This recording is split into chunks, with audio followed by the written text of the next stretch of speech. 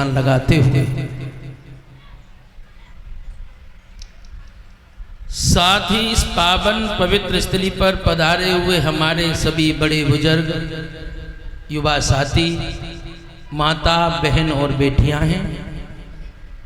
मैं इस व्यासपीठ को नमन और वंदन करते हुए दूर दराज से हमारे क्षेत्र के जितने भी बड़े बुजुर्ग, युवा भक्तजन इस प्रांगण में पधारे हैं, आप सबके श्री चरणों में यथा उचित प्रणाम और वंदन करता हूं।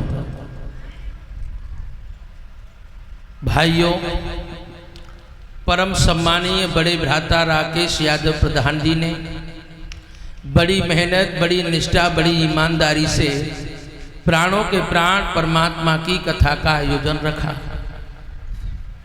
परम सम्मानीय हमारे चाचा श्री रोशन लाल यादव जी परिषद का शानदार किरदार निभा रहे हैं और भारत के इस कथा के ज्ञानपुंज भगवान कृष्ण के अनन्य भक्त, जिन्होंने अपनी वाणी के द्वारा यदुवंश का ही नहीं, उत्तर प्रदेश का ही नहीं, सारे देश का मान और गौरव भारतीय लोक कथाओं के द्वारा बढ़ाया, उन पूज्य श्री स्वामी आधार चेतन के लिए भी चरणों में मेरा नमन और वंदन है।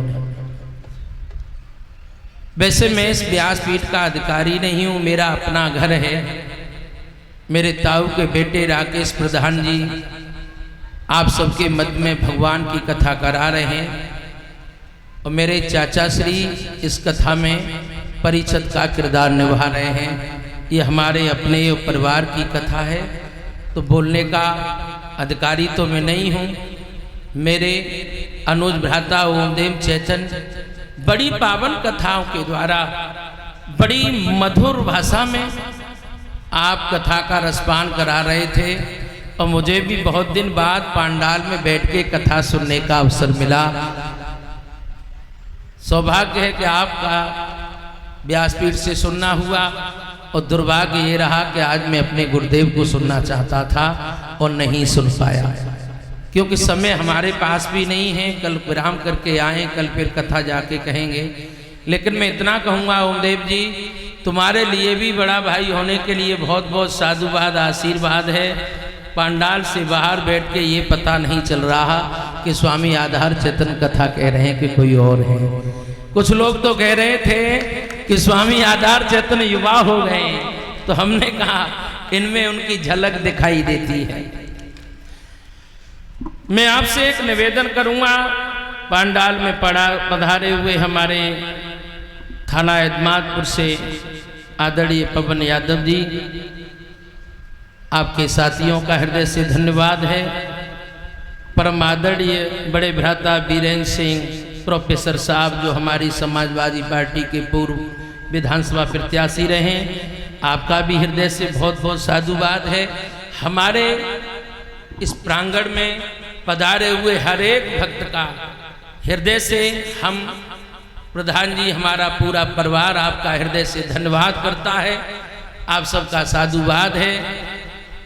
और आप लोगों ने जिस प्रकार आज तृतीय दिवस है, इस कथा में अपना समय दिया है, हमें भरोसा है आप लोग हमसे, हमारे परिवार से प्रेम करते हैं। इसी प्रकार सप्त रोज तक इस ज्ञान की गंगा में आप लोग गोता लगाते रहेंगे, ये आप सबसे मेरा निवेदन है।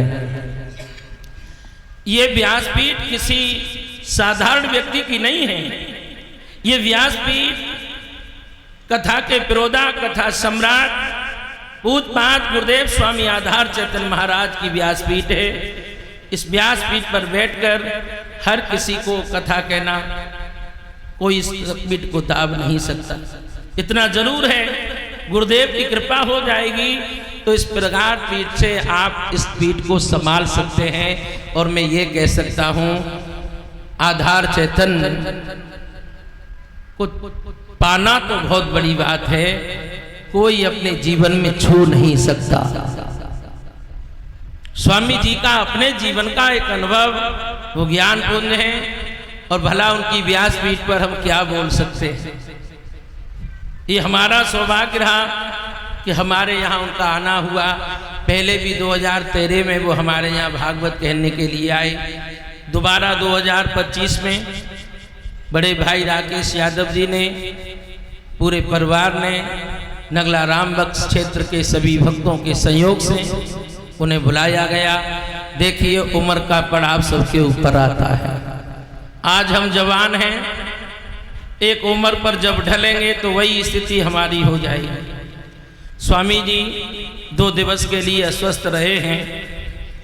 मैं इस व्यासपीठ पर बैठकर पूज्यपाद गुरुदेव के लिए प्रार्थना करता हूँ, हमारे यहाँ इस होने वाली कथा का पुण्य उन्हें समर्पित हो और वो जल्द कल स्वस्थ होकर हम और आपका मार्गदर्शन करें। यही मैं स्वामी आधार चैतन्य जी के लिए प्रार्थना करता हूँ।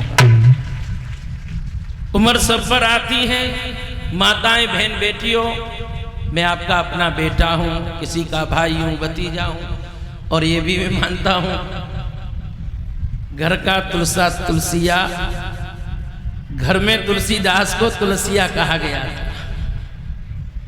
तो लेकिन यहाँ ऐसा भी नहीं है, पूरा गांव, पूरा क्षेत्र मुझे बहुत प्रेम करता है। लेकिन ये मेरा घर है, अपने व्यासपीठ है, तो बोलना ज़्यादा शोभा तो नहीं देता। ओमदेव जी आपका, आपकी पूरी टीम का हम हृदय से रेस्पेक्ट करते हैं, धन्यवाद करते हैं। पर महाराज से प्रार्थना करता हूँ आपके शरीर पर परमात्मा दिव्य कृपा करें। आप स्वामी श्री आधार चेतन की ज्ञान वंश परंपरा को बड़ी निष्ठा और ईमानदारी से निभाते रहें। बड़े भाई होने के लिए ओमदेव जी आपके लिए मेरा यह आशीर्वाद है। देखिए बड़ा सुंदर प्रसंग चल रहा था महाराज उत्तानपाद और सुनीति का।